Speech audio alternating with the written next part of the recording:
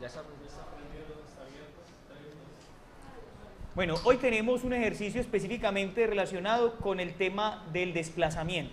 Para eso vamos a aplicar la misma metodología que hemos venido aplicando a partir de los días pasados, y es una metodología de preguntas y respuestas a partir de las cuales hemos logrado canalizar algunos asuntos de interés de las diferentes problemáticas del contexto colombiano.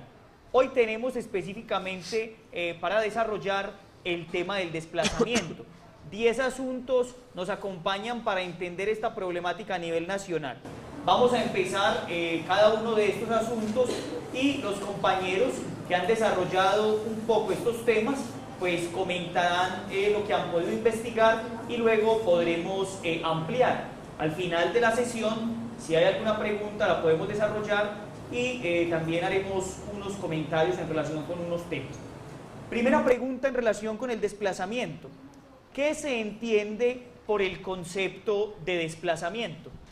Bueno, entonces para trabajar el concepto del desplazamiento lo vamos a mirar desde dos perspectivas. Una definición pues muy global de lo que es el desplazamiento, y una definición pues ya bajo la norma de 387 de 1997. Entonces, a grandes rasgos, el desplazamiento es la movilización forzada de unos individuos o de un grupo de personas que se han visto obligados a huir o a salir de sus hogares pues para escapar de la violencia, del conflicto armado y lo que son los abusos a los derechos humanos. Pero de una forma más crítica pues aparece ya lo que es la ley 387 del 97, en donde pues el Senado establece que un desplazado es toda persona que se ha visto forzada a migrar dentro del territorio nacional, abandonando su localidad de residencia o actividades económicas habituales. ¿Por qué? Porque su vida, su integridad física, su seguridad o libertades personales se han visto vulneradas o se encuentran directamente amenazadas. Cuando se presenten estas ocasiones, que pues más que todo sean por conflicto armado, sean por disturbios, intenciones interiores, violencia generalizada, violaciones masivas a los derechos humanos, o otras circunstancias que se emanen de esas situaciones que pueden alterar drásticamente el orden público. No sé si ampliamos. Hay un tema muy importante para tener en cuenta acá. Si ustedes se dan cuenta, la ley solo empieza en 1997.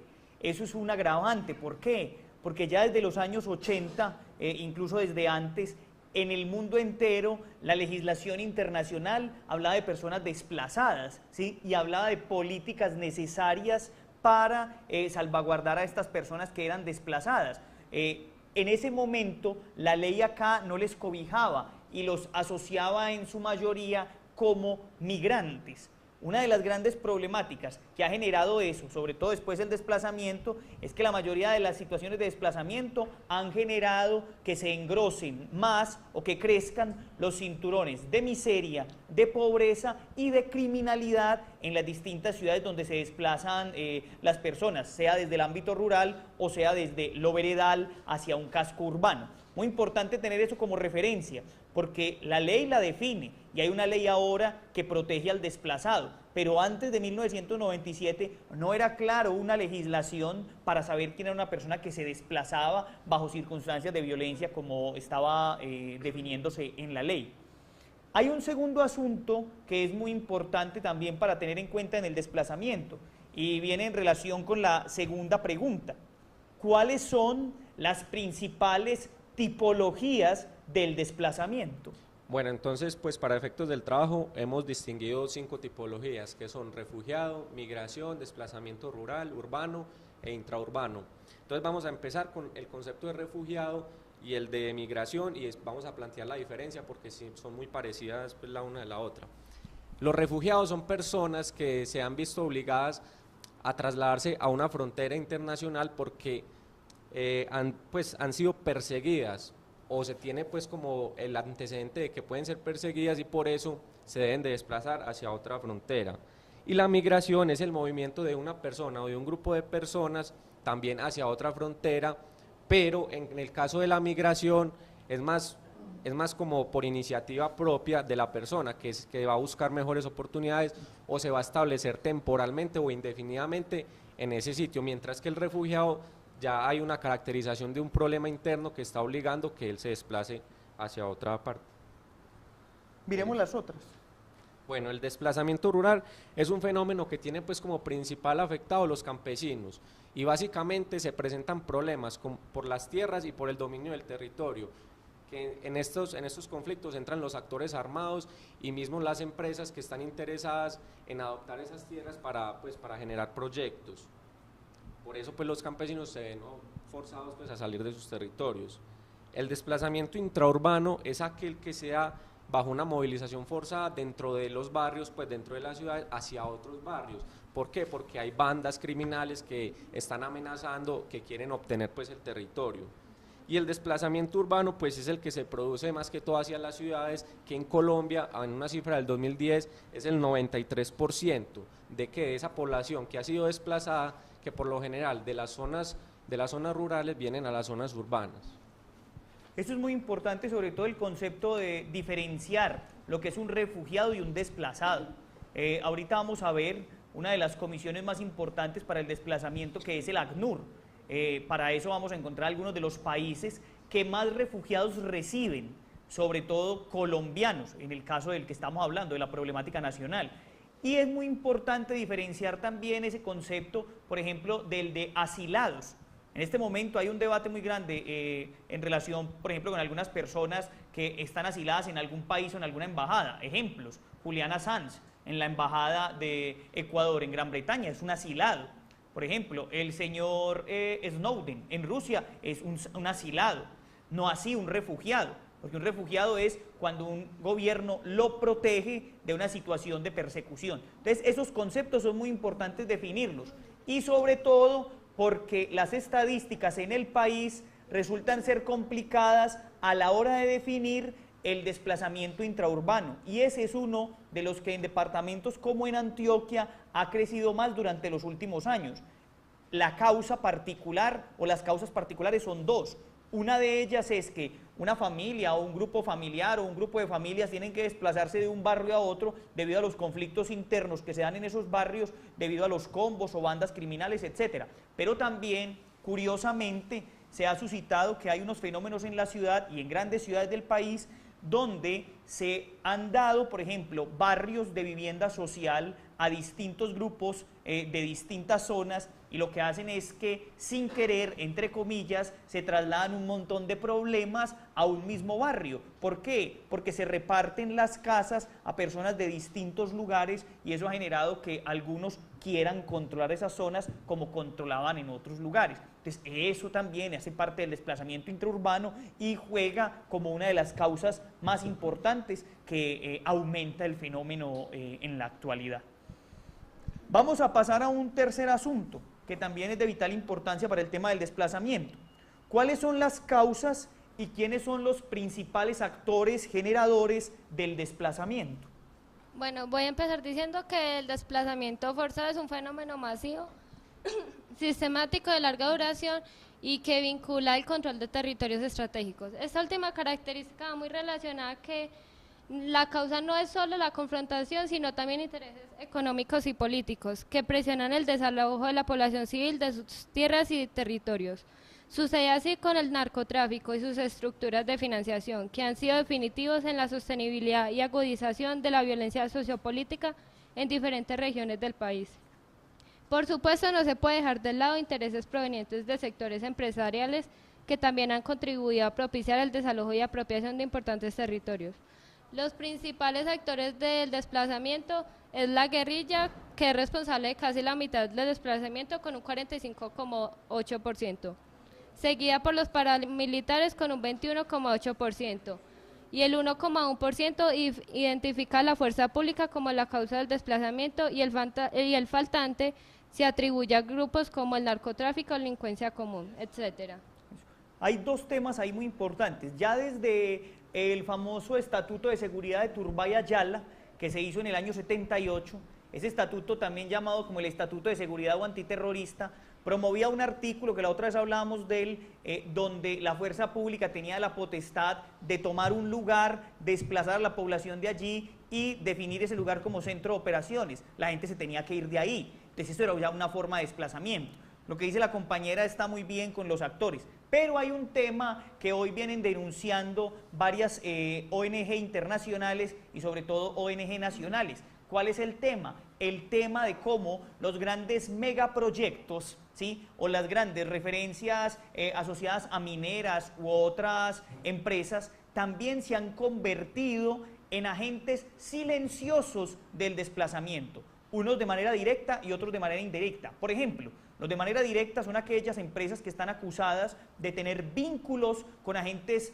extralegales o agentes insurgentes, pues, o por fuera del marco de la ley, que buscan que desplacen a la gente para poderse apropiar de zonas. ¿Recuerdan los que vimos el video de Bojayá, que en la entrevista que le hacían en la versión libre al alemán, ¿qué decía el alemán? Que por qué le servía la zona del atrato y por qué le servía el territorio de Bojayá, que le representaba dinero, ¿por qué? Por las maderas, por el transporte, por todo lo que podían hacer por la vía fluvial. Entonces eso se convirtió también, los agentes al margen de la ley se convirtieron en promotores para desplazar a la gente y luego utilizar esas tierras para ser vendidas a grandes multinacionales o la siembra de palma o de trabajo de caña para los biocombustibles.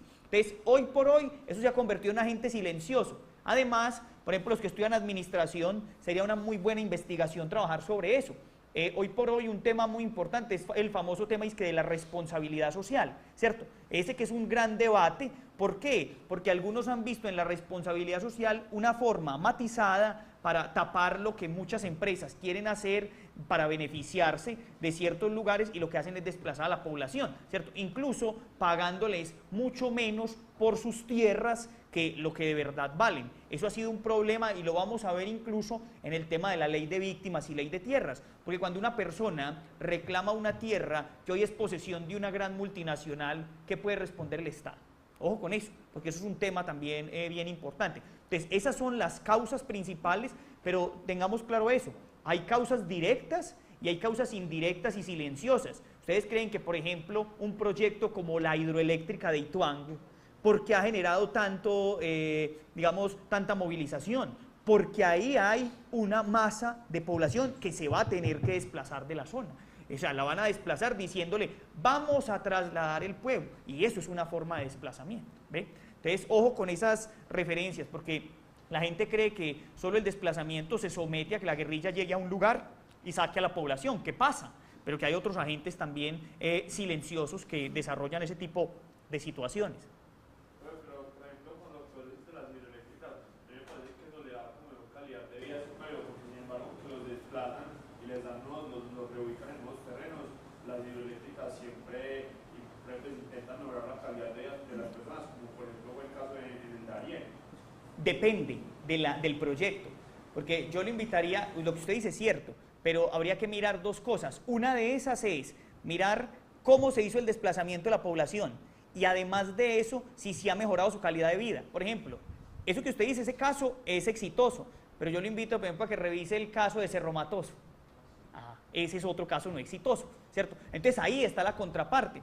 Pero lo que dicen hoy los grandes organismos es que estas empresas se convierten indirectamente en factores de desplazamiento. Yo le voy a colocar un caso.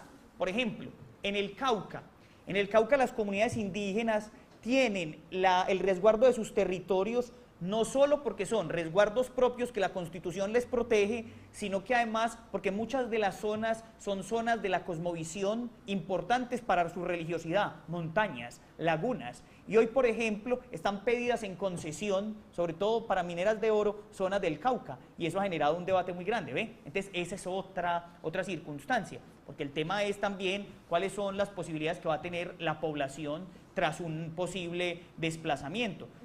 Por eso hay casos, algunos exitosos, lastimosamente yo me atrevería a decir que son más los no exitosos. Y ahí viene otro tema para mencionarle, por ejemplo, el tema de las regalías. ¿Sí? Que ustedes han visto que en las últimas investigaciones nos hemos dado cuenta que de 2 pesos que supuestamente quedan por regalías, uno queda para situaciones del gobierno en impuesto y el otro se le devuelve a la empresa por exención de impuestos, por invertir en el país. Entonces la pregunta es, ¿cuánto de ese peso que queda se invierte en la zona? Entonces ahí es donde uno empieza a ver los proyectos y dice, ¿por qué Arauca, que es uno de los departamentos que tiene mayor producción en petróleo, es uno de los departamentos más atrasados en términos de infraestructura? ¿Ve?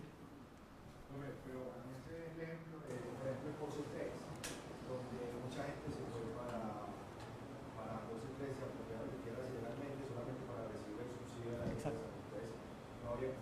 clara como de establecer cuáles son las cifras reales de eso. Sí, pero habría que mirar, habría que hacer tanto las cifras que propone el gobierno como las que propone la empresa, porque una empresa cuando va a ir a hacer un trabajo a un territorio tiene que definir cuántas hectáreas va a trabajar, cuántas hectáreas va a tomar y qué población vive allí. Eso ha pasado.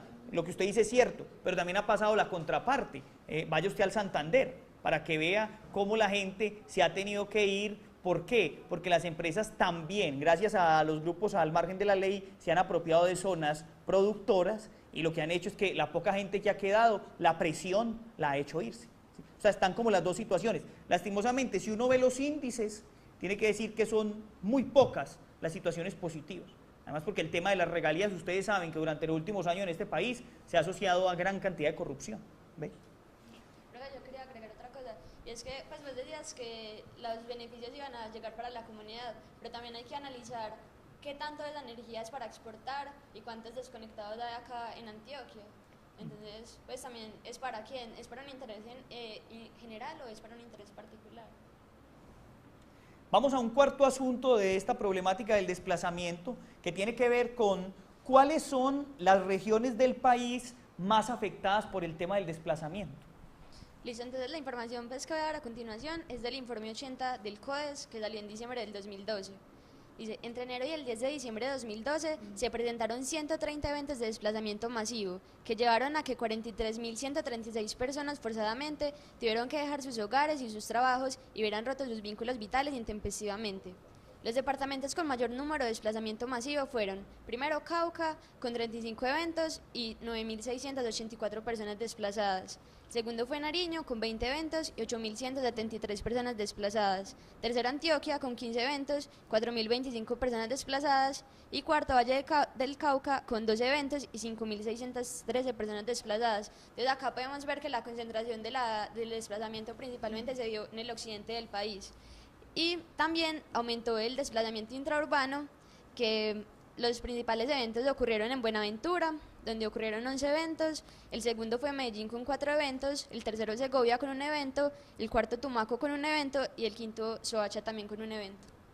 Mire, el caso, muy buenas las estadísticas, el caso más cercano que nosotros tuvimos, recuerden de ese desplazamiento intraurbano de San Cristóbal, ¿sí? Ese fue el caso de hace mes y medio, donde particularmente se veían imágenes que uno decía, pero ¿qué hace la fuerza pública? La fuerza pública ayudando a sacar a la gente. Me dice, pero ¿cómo? Si la fuerza pública debería estar protegiendo para que la gente no saliera y se mostraran a los policías ayudándole a cargar los colchones a la gente, ¿cierto? Entonces, esos fenómenos, como el caso de San Cristóbal, lo que demuestran es que las situaciones de violencia se han trasladado al casco urbano, a lo urbano, ¿sí? Porque antes uno diría, claro, no, es que están las guerrillas en el campo, está la chusma en el campo, como le llamaban en su momento, o está la guerra entre chulavitas, pájaros y guerrillas liberales, como lo vimos aquí en su momento cuando hablábamos de la historia del país. Eso genera el desplazamiento, claro.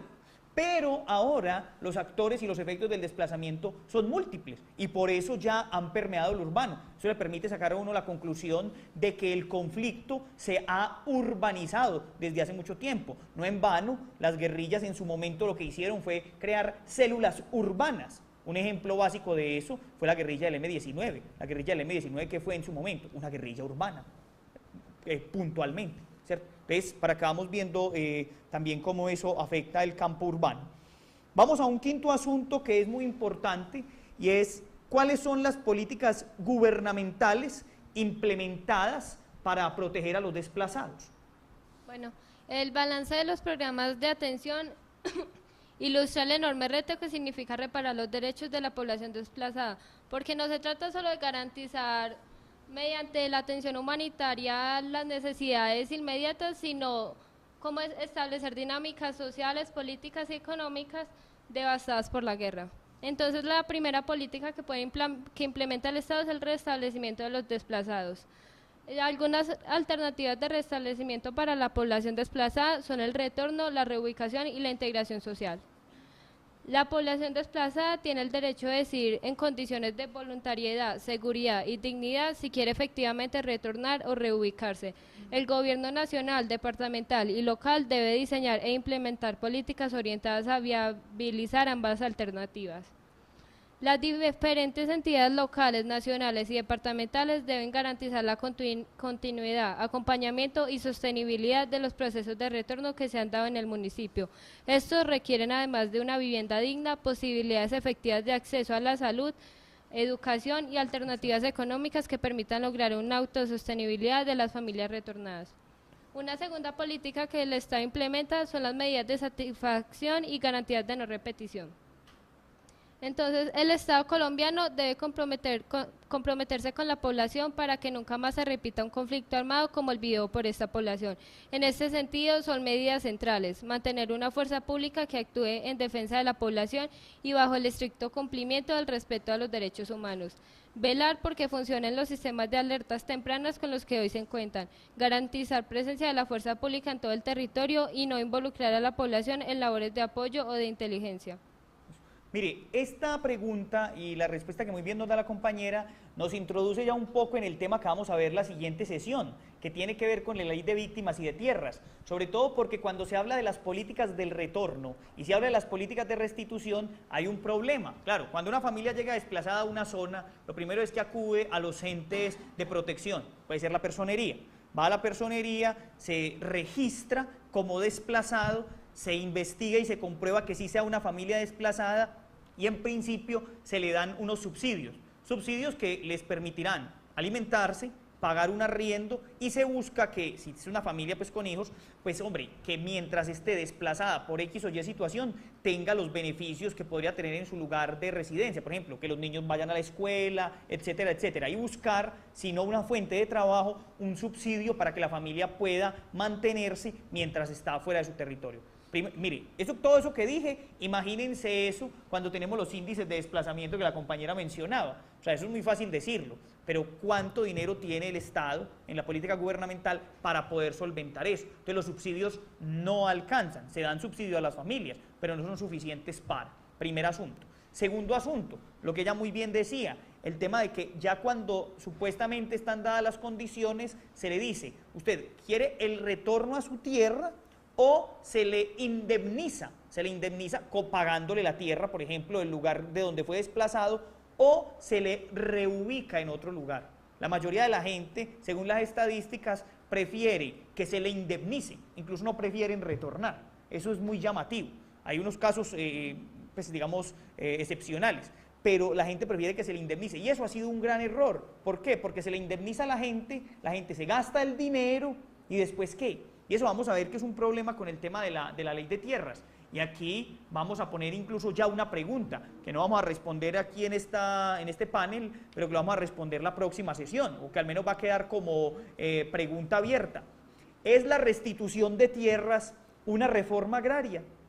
Sí, no, ¿y por qué? Imagínense una pregunta de esas, ¿cierto? Para que nos cuestionemos, porque ese ha sido un debate hoy en el país. Incluso por estos días que se dan los resultados de la restitución de las tierras a la gente, mucha gente dice, ahí no hay ninguna restitución, y otros dicen que es la restitución casi que un proyecto de reforma agraria. ¿Qué es? ¿Es una o es otra? Y si no lo es, ¿por qué no lo es o por qué lo es? Una pregunta para tener en cuenta. Vamos a mirar ahora cuáles son las políticas aplicadas por las organizaciones no gubernamentales o ONG en relación con el desplazamiento. Bueno, entonces primero decimos que ¿por qué aparecen las ONGs que trabajan en este tema del desplazamiento? Y se piensa que es porque las autoridades locales no tienen como una posición muy positiva frente a este tema. Además porque, así como decía ahorita Mauricio, pues a veces no se tiene todo el presupuesto total para satisfacer todas las necesidades que surgen a partir de ese tema del desplazamiento. O sea, son muchísimas las personas y pocos los recursos. Entonces, lo que hacen las ONG es suplir un poco esas necesidades. Entonces, ellas tienen pues como objetivo principal, como crear redes de información, crear grupos de trabajo interdisciplinario para la reflexión pues y también la divulgación, como asistir las necesidades que se están presentando. Muchas veces acuden es como en cuestión de emergencia, pues que asisten como las necesidades puntuales que se van presentando, pero no las miran de una manera pues global e integradora del problema. Ya cuando permanecen en el tiempo, pues ya se van consolidando mucho más como organización e institución que trabajan pues en función de este tema del desplazamiento. Algunos ejemplos, tenemos 2 ejemplos concretos de las ONG que trabajan en función del desplazamiento y una de ellas es la Asociación de Desplazados de Antioquia. Es una organización sin ánimo de lucro y ella tiene como fin principal defender los derechos de la población desplazada y ayudarle sobre todo a que se respete sus derechos. Son conscientes que pues muchos de los desplazados no pueden ir a las ciudades capital para pues presentar sus derechos, sus peticiones y todo pues para que se les cumplan sus derechos. Entonces lo que ellos hacen es realizar la gestión por ellos, o sea, hacen los papeles, hacen todas las diligencias y los asesoran para que ellos puedan hacer como estas vueltas que les garantizan pues como el feliz cumplimiento de sus derechos. Entonces tienen como fin promover el desarrollo integral, sostenible y sustentable de todos los desplazados, pues de alguna parte de los desplazados. Otra ONG es la Corporación Solidaridad con los Desplazados por la Violencia, CODSBI, Luz de Esperanza. Entonces esta organización se centra sobre todo en los desplazados que han sido víctimas de la violencia, sobre todo en el Huila y en el Caquetá. Y pues su objetivo principal es mejorar la calidad de vida de estos desplazados. Y ellos son conscientes que el problema de la violencia pues ya se ha documentado demasiado en el país y la población civil realmente se vio obligada pues a asistir también a estas personas que han sido desplazadas y que se dan cuenta que a partir de esta situación se van engrosando más los cordones de la pobreza absoluta que van adquiriendo pues algunos de los desplazados. Entonces lo que hace esta organización es dar como un aporte también económico. Lo que hace aquí les colabora un poco el Estado y es con las casas que ellos le incautan a los narcotraficantes, se las dan a esta ONG para que ellos las puedan entregar también a los desplazados y dividirlas por parcelas para que ahí puedan estar como pues algunas familias. Entonces ellos tratan como de cubrir algunas de las necesidades crecientes y así como ejemplo estas 2 organizaciones, también hay muchas otras que pues están en función de asistir necesidades básicas que van adquiriendo los desplazados.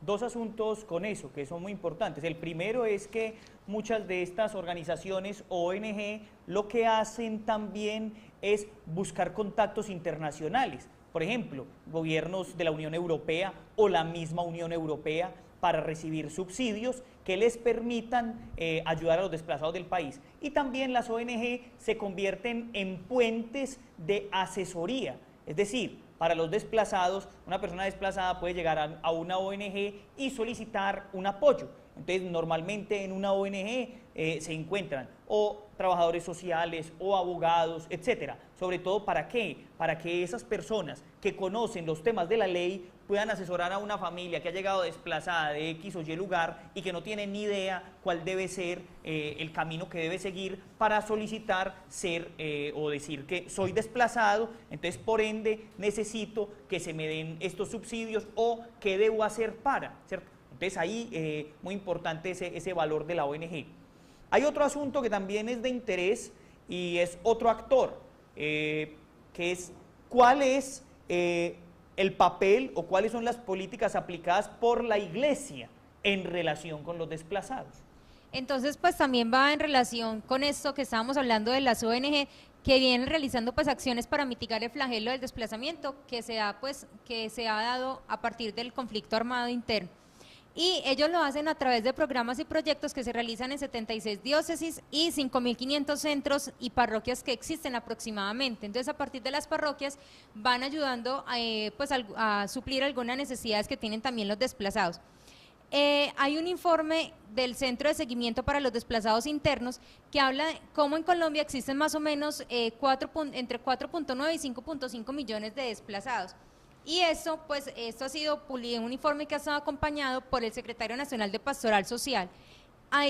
Junto a este informe se dice que las cifras a nivel internacional están más o menos, dicen que Colombia ocupa el primer puesto en desplazamiento, como también pues lo han mencionado ahora, que dicen del 28.8% de millones de desplazados, el 4.9 y 5.5 millones son personas, pues las personas desplazadas son de aquí de Colombia. Entonces lo que trata la Iglesia es reconocer todo eso que está existiendo en el mundo para poder atender en cada uno de los países las situaciones de desplazamiento y específicamente pues acá en Colombia.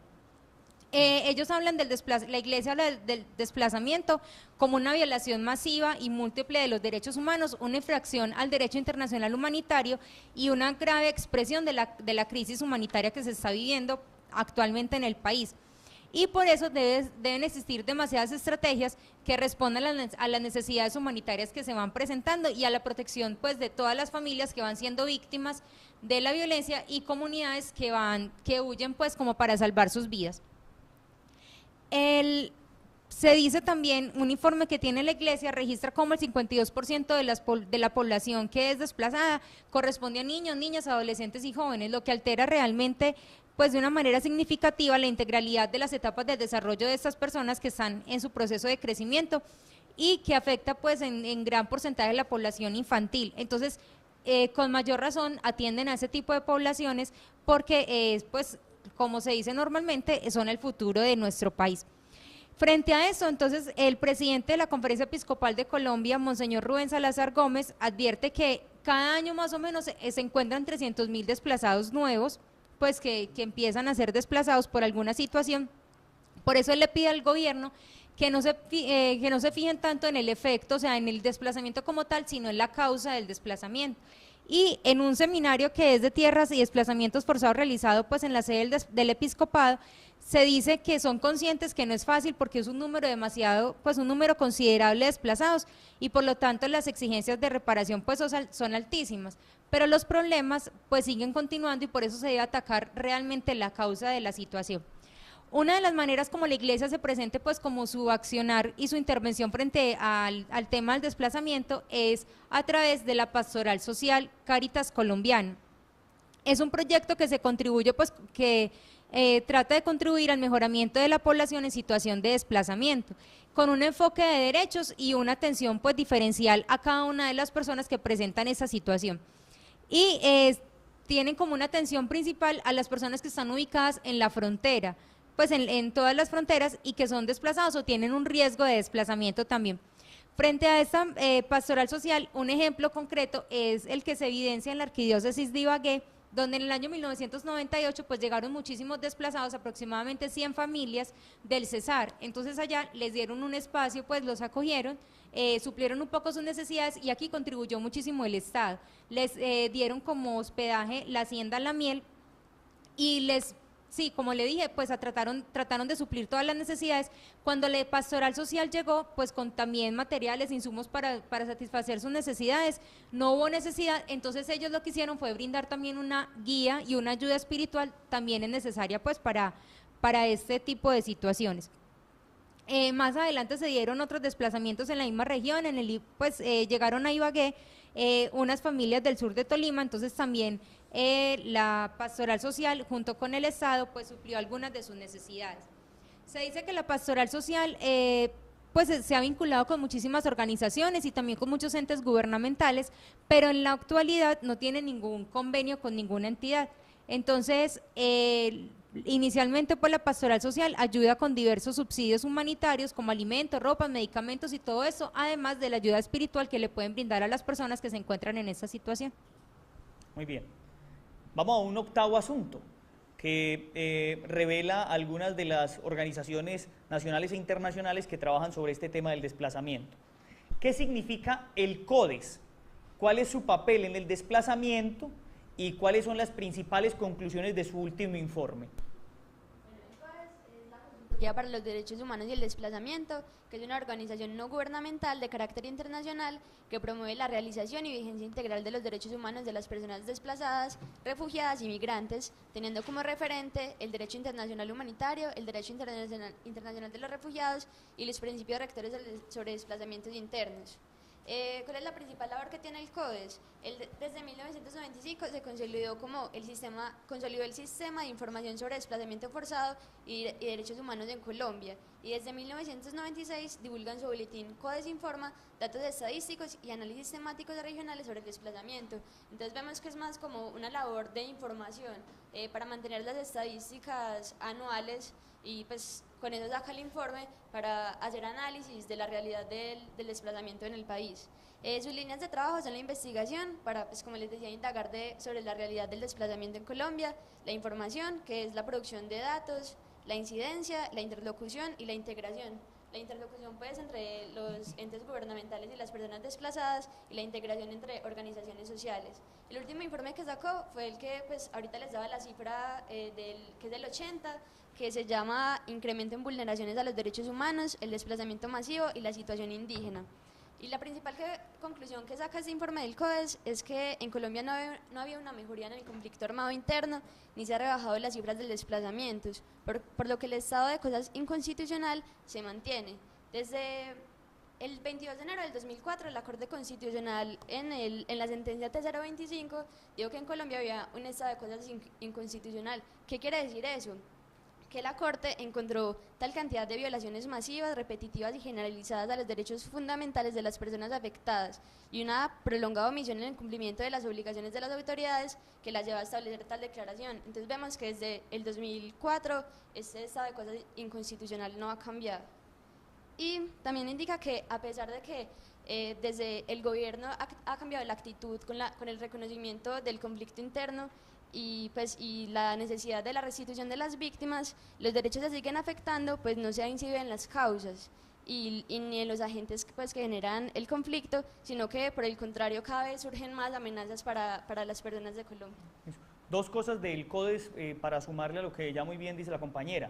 La primera es que el CODES también es un organismo que se ha encargado de hacer revisión a las leyes que promueve el Estado. Incluso, por ejemplo, la ley de víctimas, en uno de los artículos, está demandada por el CODES. Y el CODES ha puesto una demanda ante la Corte para que revise algunos de los articulados de esta ley que veremos la siguiente sesión.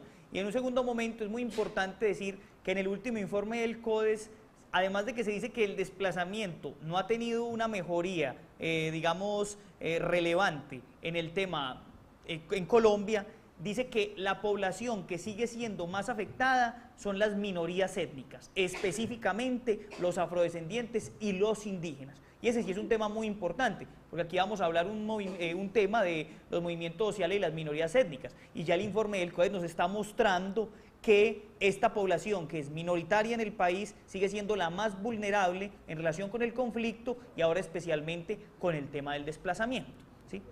Vamos a un asunto como pregunta número 9 que vincula a otro organismo. ¿Qué es el ACNUR? ¿Cuál es su papel en el tema del desplazamiento y qué dice su último informe? Bueno, el ACNUR es otro organismo internacional, significa Alto Comisionado de las Naciones Unidas para los Refugiados. Es el organismo de las Naciones Unidas encargado de proteger a los refugiados y desplazados por persecuciones o conflictos y promover soluciones duraderas a la situación que ellos viven, mediante el reasentamiento voluntario en su país de origen o en el de acogida. Tiene su sede principal en Ginebra, Suiza, y más de 250 oficinas repartidas por todo el mundo. El ACNUR contribuye a la prevención del desplazamiento forzado, promueve la protección y la asistencia a las personas desplazadas y promueve soluciones duraderas. En otras palabras, el papel del ACNUR consiste en proporcionar asistencia técnica al Estado y apoyar a las comunidades de desplazados en su respuesta integral al desplazamiento interno. El enfoque está en la prevención, la protección y las soluciones. Aquí vemos algunos resultados pues, del ACNUR. En el informe anual del ACNUR Tendencias Globales se analiza el desplazamiento que ha tenido durante el año 2012 a partir de los datos facilitados por el gobierno, organizaciones no gubernamentales asociadas y por el propio ACNUR.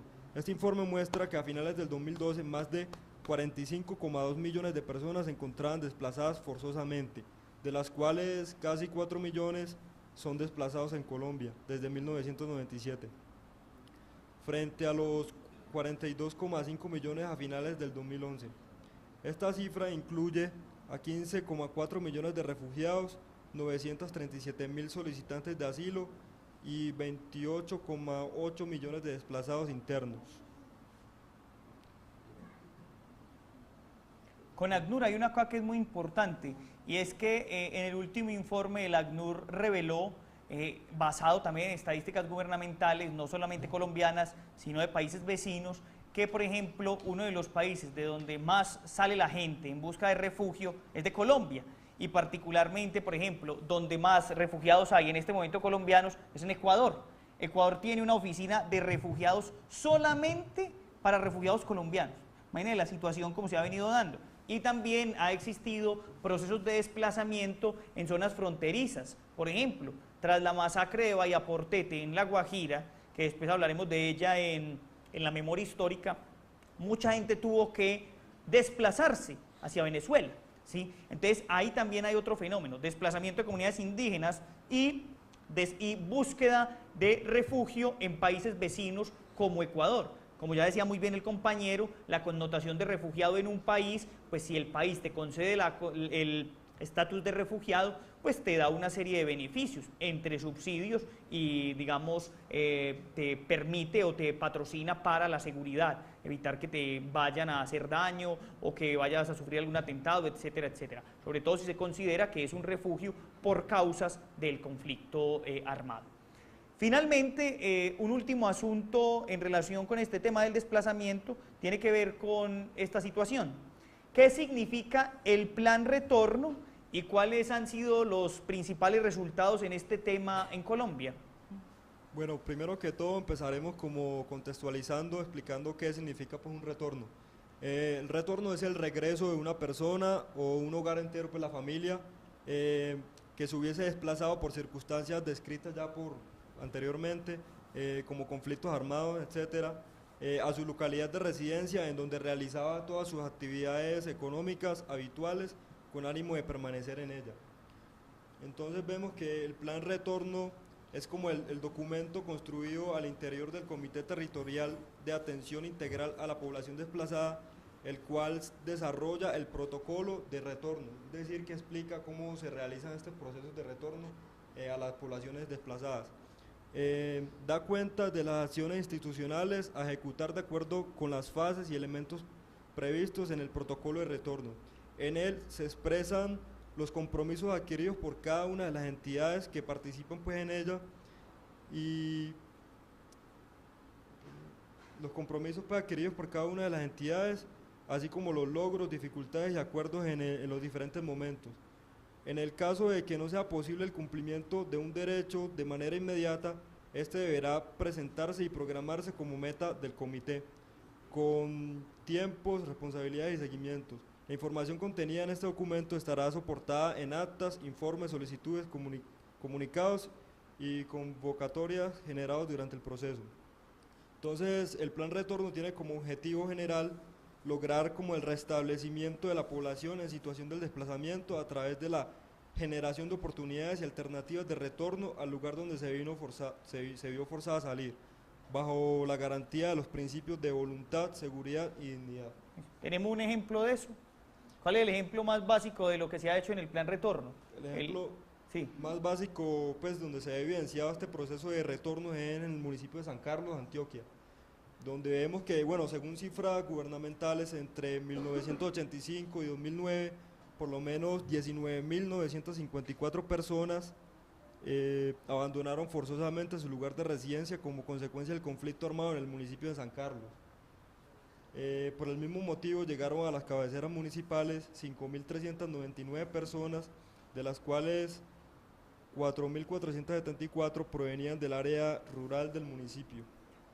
Vemos que desde a mediados del 2001 se han venido presentando pues, los procesos de retorno en el municipio de San Carlos, la mayoría pues, como iniciativa voluntaria pues, de cada una de las personas. Otros retornos se han presentado con ayuda institucional pues, del gobierno y todo. Pero entonces, en estos retornos se han presentado algunos problemas, como son la falta de acompañamiento del Estado, los temores generados por los grupos ilegales que impedían el retorno, los retornos no reportados a ninguna de las autoridades y eventos relacionados con accidentes de minas antipersonales que dejaban estos grupos insurgentes en las poblaciones donde hacían desplazar a las personas. Mire, el caso de San Carlos es muy importante, porque San Carlos de Antioquia fue uno de los municipios en los años 80 que quedó casi con menos de la mitad de su población, porque la gente huyó, sobre todo de los grupos paramilitares, y toda la gente no solamente se vino a Medellín, sino que salió incluso del departamento. Mucha gente retornó después pidiendo que se le devolvieran sus tierras para volver a trabajar, Pero como muy bien dice el compañero, el informe hoy, a pesar de que cuenta de que ha retornado gente incluso acompañada por el Estado, tiene una serie de problemáticas. Por ejemplo, mucha gente ha denunciado que han aparecido llamados ejércitos antirrestitución de tierras, que lo que han hecho es amenazar a las personas diciéndoles que si retornan las matan, ¿sí? Y eso ha sido un fenómeno ya muy particular, porque se dice que han habido más de 20 casos de personas que han retornado y que han sido asesinadas. Y ahí ese tema nos empata muy bien con el tema de la ley de tierras y ley de víctimas, porque en la ley de víctimas se propende o se busca que haya una situación para las víctimas que se llama las garantías de no repetición. Pero ¿quién hace que eso pase cuando el Estado, si el Estado va, el plan de San Carlos, por ejemplo, hay mucha gente que lo defiende y tiene logros, pero hay gente que está en contra de lo que pasó en el plan de San Carlos porque dicen, claro, aquí nos mandaron con 8 tanquetas del ejército, nos dejaron aquí, el ejército quedó 15 días y a los 15 días se fueron, ¿cierto? Y a los 8 días llegaron los actores armados a decirnos que qué hacíamos nosotros ahí otra vez, ¿cierto? Entonces la situación se ha vuelto tensa otra vez y hoy por hoy, aunque el plan es resguardado y es mostrado en el gobierno como uno de los logros para los planes de retorno, sigue teniendo por algunos organismos no gubernamentales algunas críticas. Sin embargo, según el informe que hace el Centro de Memoria Histórica sobre el plan retorno, esas son todas las directrices con las que se debe dar paso a paso un plan retorno para que sea exitoso. ¿Sí? Bueno, con eso terminamos los 10 asuntos. Quiero terminar la sesión preguntando lo siguiente, y me gustaría que los mismos compañeros de acá o algunos de ustedes nos dieran la apreciación. Quisiera que por favor contestaran o dieran su opinión en relación con la metodología que hemos venido usando de preguntas y respuestas para comprender los distintos temas de la problemática colombiana. Quisiera escuchar su opinión y saber si la metodología de preguntas y respuestas es buena, no es buena, o qué sugerencias tienen ustedes frente a esta metodología que hemos usado para explicar los distintos temas. Pueden ser todos a la vez. A ver, yo lo que rescato de la metodología es que nos pone a todos como a estar pues como documentados de lo que estamos hablando, porque no solo se trata de que una persona empiece a decir o hablar de un tema y que los demás no sepamos nada de ese tema, entonces uno ni pone atención ni entiende lo que están hablando. En cambio, cuando se nos encarga a un grupo preparar un tema, pues algo parecido como el seminario alemán, que uno se apropia de un tema, los demás consultan, después uno habla y los demás saben de qué uno está hablando. En la parte de la comprensión, sea pues que todos salimos de la sesión como, hoy me quedó algo, diferente a que si usted solo explica el desplazamiento y nadie sabe nada, pues uno sale con muy poquitas ideas. En cambio así, pues uno sale como empapado pues de lo que se dijo. ¿Algún otro comentario del público? A mí me parece mejor que como exponer así al tema libre, pues se tratan como, se divide el tema más puntualmente, entonces las preguntas son mucho más específicas y entonces las personas que estamos viendo la exposición recibimos mucho mejor la información, entonces no es como una nube de toda información, sino que se tratan temas puntuales específicos. ¿Algún otro comentario? Que se tiene una guía, pues anteriormente se nos entregó un texto, pues unas hojas donde se incluían las preguntas que iban a responder cada grupo, y usted, a pesar pues de que asiste a clase y está atento a los comentarios que hacen los compañeros y a la solución de las preguntas, usted tiene la posibilidad de ir más allá, o sea, investigar más allá de las preguntas que dieron respuesta, mirando diferentes autores. ¿Algún otro comentario para cerrar? Bueno, muchas gracias. Entonces,